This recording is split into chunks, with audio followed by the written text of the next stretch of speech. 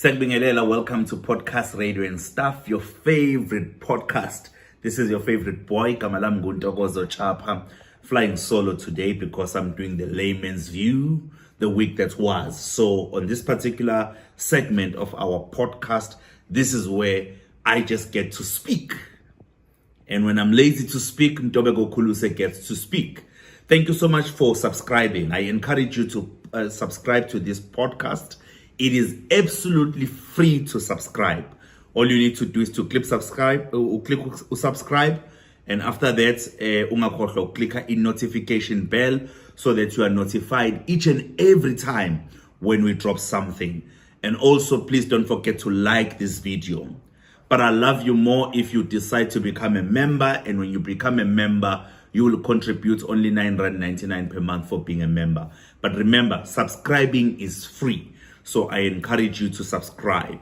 And please, I also encourage you to go and watch the other content that we have uploaded into this podcast. We've got great content. We've got great interviews with different people from different sectors, people who are on radio, politicians, and so on. Those are some of the people that we have actually interviewed. So I do encourage you to go and watch some of those interviews and even watch the content that we just post.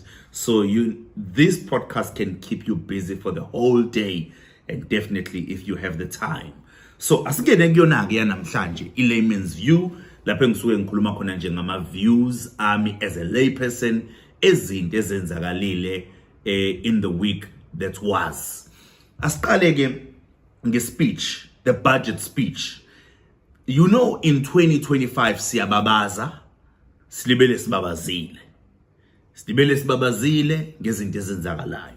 But one of the things ezisibabazisile ngenyanga kaFebruary was, for the first time in the history of our democracy as South Africa, kuhlehliswe i-budget speech. Why was the budget speech postponed? We hear through the news, the budget speech was postponed because there was a disagreement among the political parties that form the GNU. Now, these political parties were not in agreement with VAT, value added tax, and that is why the speech had to be postponed. Now, this week, ngomhlaka 12 March, on Wednesday, the Minister of Finance in SA, Minister Enoch Godongwana, was able to deliver his speech. Voila! He did announce that we are going to be seeing a rise or an increase in the value-added tax, which is VAT in short. So he said in this year, 2025, if VAT is onyuka go 0.5%, then in 2026, next year, izophinde futhi inyuke with a further 0.5%. So currently, if VAT is 15%, kusho ukuthi ultimately VAT is onyuka go 16%. These are not good news. These are just not good news for you and I. And I know many people don't understand why these are not good news. Ngicela-ke uqaphele lokho. As soon as kuba ne-implementation yalo 0.5%, kusho ukuthi for everything that you purchase, you are going to be paying a VAT ka 15.5%. Okay? Kusho ukuthi mawuyogrosa, igrosa yakho isizonyuka ngo 0.5%. Ngoba i-VAT isisukile ku 15% yaya ku 15.5%. Now let me be clear kuloku. There are things in South Africa which are zero rated when it comes to VAT. Kusho ukuthi lezo zinto lezo uhulumeni akasicharge i-VAT kuzona. Ziningi angeke ngize ngiyibale. But from the top of my head, I can remember ukuthi ubhontshisi is one of those things. I can remember ukuthi brown bread is part of those things. you know. But what is VAT? As a lay person, indlela engi-understanda ngayo, value added tax. VAT ithi uma uya estolo uyothenga i-item, estolo bane price yabo, okay? I-TV you 14,000 ofuna ukuyithenga uyifaka odongeni lapho ngoba uyayijabulisa usebenze kanzima kade udlala istokfela. Kulo 14,000 isitolo esifunayo fanele siku-charge an extra 15.5%. Lo bizwa ke ngeVAT. Lo 15.5% uya kuhulumeni. Kusho ukuthi usuzoyithenga ke wena iTV ngeprice ethe xaxa. So kahle hle uhulumeni usebenzisa osomabhizinisi ukuqoqa intela kubathengi, because almost everything you buy in a VAT added to it. If uhamba uya estolo njengoba nje eKZN isibhekene nama floods, usubhidlikelwe uthango la kwakho uyothenga ama blocks inhlabathi no cement nani ozodinga ukulungisa i-disaster eyenzakalile obhekene nayo, uhulumeni ke uthi kulezi zinto oyithengayo uzokucharge u-15.5%. So that is why mawunaka kwezinye izitolo mawuthenga bafike bakutshele iprice yento mase bethi excluding VAT, basuke bezama ukukutshela ukuthi thina nansi yithi imali, kodwa ke uhulumeni uthi kumele masikucharge a further 15% currently, manje sekuzoba ke manje u-further 15.5. Ngonyaka ozayo kuzo-edwa omunye u-0.5%, iyanyuka ke manje isithini ke isithi 16%. So you understand that. So that is how VAT simply works. And this is going to be very difficult for Mina now. I don't wanna lie. It's gonna be extremely difficult for Mina now. Now remember, lana kunyuka iVAT kusho ukuthi uma ngokuhamba konyaka kunyuka iprice kapetrol noma kunyuka iprice kadiesel, kuba nama cost of transportation of goods, then abasidayisela ama goods babe forced ukunyusa ama prices abo. Ngobani? Lento ebizwa ngokuthi ama cost of sales for them isinyukile.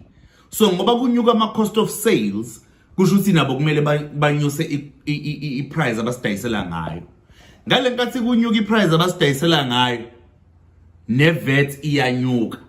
Why? iVAT sizobe sichargwa u-15.5% of whatever value of the item we are buying. So mina ngokwami bafowethu cha sithwele kanzima. Hayi ngibazwile nje abanye beyisupporta kona, kodwa ke mina as a lay person I know bafowethu, I know sithwele kanzima eSouth Africa. Sithwele kanzima. Yabona ke lento kuzuzoyi-understanda kalula. Ngicela ubani manje lenyanga esikuyona uApril. Ngicela ubuke ngoJune no uMarch lo. Yeah. Ngicela ubuke ngoJune ukuthi imali ozobe uyispenda kwigrocer izobe inyuke kangakanani. So ngena kunoma isiphi isitolo sithandayo leso grocer kusona njengamanje, uthenge exactly izinto obuzithenga at the end of Feb, uyithenge ngoJune, you will see mawusufika ethilini i-impact yalento le eqeda kwenzeka manje mhla ka-12 March. You will see the impact. That's the easiest thing engingakwenzela yona. Zonke izinto oyithengayo, klabishi, mazambane, bontshisi, rice, inyama yenkomo, inyama yesiqaphu, i-beef curry, ufishi, uyabona, uyamixa nje, uyabona uhamba nje ngaphakathi ezitolo, uyabona. exactly nje le gross ubuyithengile mawusufika ke lapha ayithilini uzofika uboneke umehluko mangabe uthele sekutshela total money okumele uyikhokhe. That is when you will see the impact of this 0.5% ukuthi inkulu kangakanani. So mina nje ngibona bafethu kunzima kakhulu lokhu esibhekene nakho.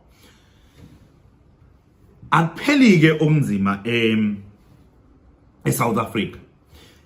Okulandelayo ke manje is load shedding in South Africa. Uthi ke uEskom kade ngilalele indaba izolo ngoLesihlanu. Uthi uEskom uzama ngako konke okusemandleni ukuthi kule winter esongena kuyona ikhathi zokwenzeka kwe load shedding zibe encane, shuthi ibe encane I load shedding. Mina ngithi ngifisa ingabe ikhona ngoba I load shedding bafethu iyasihlukumeza. Right? Asike sikhulume ngathi nje sabahlali. One, kwezinye zeindawo mangabe singanayo esine load shedding ekuphazamiseka network. Two, impahla zethu ziyalimala zilinyazwe I load shedding. Kwenzeka lento le kuthiwa I surge, power surge. Indlela ugesi ohamba ngayo noma indlela obuya ngayo usibulalela ama appliances. And these appliances we cannot claim them anyway. Right? Okuncane lokho okwenzeka endaweni zezokuhlala. Njengoba kuneyindawo konande ezineyinkinga zobugebengu komawoti. Uma kumnyama ubugebengu buyakhuphuka. Yinkinga nje lezo esizilethelwa I-load shedding. Asidluleke kulezi ezethe kuhlaleni. Ama-business amancane affectwa in load shedding. Cabanga umuntu omncane one-restaurant ayiranayo. Boom! Ufika vule ngo-9. Athi sanda kuqala nje ukuseva abantu bakhe ngo-10 yamshaya load shedding. Ugesi uyozubuya ngo-12. Sometimes not even ngo-10. Uyamshaya ugesi load shedding imshaya ngo-12. U-12 isikhathi selunch. Ugesi uyozubuye nini? Uyozubuye ngo-3. Noma uyozubuye ngo-2 hours. By the time ugesi ubuya i-peak time yakhe isiphelile. Ulahlekelwe ibhizinisi. One, akakayi afford i-generator. It's a startup business. Then sidlule kuyena kunabafowethu abasebenza umsebenzi wema-food deliveries. Badeliver ukudla. Mangabe lama restaurant eba affected estopisha operation, i-value chain yalimala, kusho ukuthi nabo bancishelwa ama deliveries. Nabo futhi basebenza ngama cellphone iyalimala network mangabe ugesi ungasebenzi. That is just one example I can make for you. The bigger businesses kumele basete aside huge budgets for what? For running generators. Because they cannot afford to lose production. Because they cannot afford to lose production, they have to invest in generators. After investing in generators, set aside a budget to run these generators. Kwenza unlock, it is eating in their bottom line. What is their bottom line? Their bottom line is profits. Yet, our government is talking about stimulating the economy. Can't you stimulate the economy? How is the economy being stimulated if there's so much frustration that is taking place? So, Eskom, we are listening, we are watching. Sas, load shedding, kwenzakalani? Nasijabulisa ngesikhathi kuyokhethweni savota. Sangayibona load shedding. Kodwa manje siyabona ukuthi kancane kancane load shedding is coming back. In fact, load shedding is back. Yeah, ngisho kanjalo ngathi it's back. It's coming back. It is back. Now nisitshela ukuthi nizozama ukuminimize nge-winter. You shouldn't try to minimize it. Finding abasibi nayo. That is what we want to hear.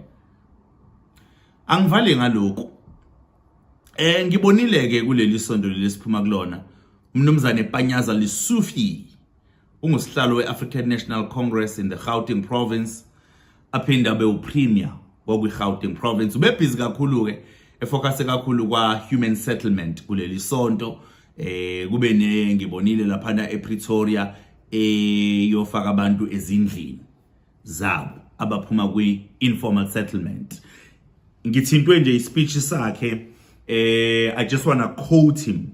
I quote, uthi, "We want to be a generation that reduces informal settlements," unquote.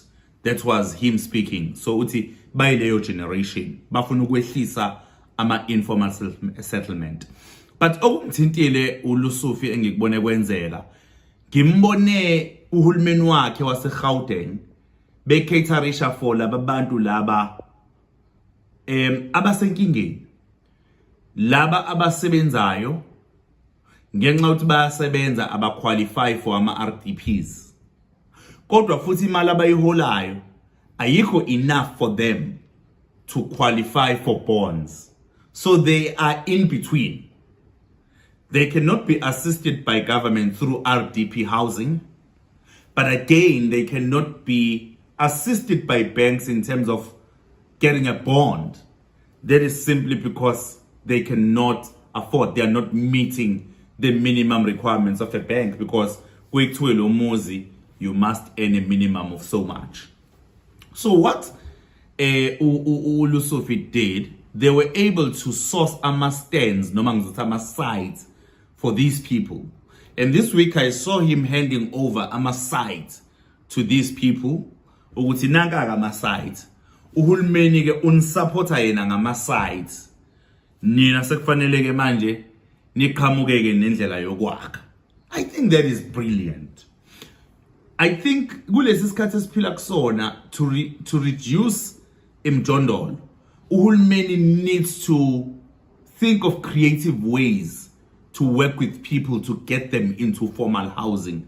And I believe ukuthi le ndlela enze ngawo Lusufi is one of those very interesting ways. So kudos to the Premier of Gauteng, but I just want to see how it's going to roll out, and hoping that they've screened the people well, and those are people who are going to be able to build those houses and build nice and formal houses. Yeah. Let me end it there for now. This is podcast, radio and stuff. Kamalam Gundogozo Chapa. Thank you for subscribing. Thank you for liking this video. Thank you for sharing it, and thank you for commenting. And thank you for always following us.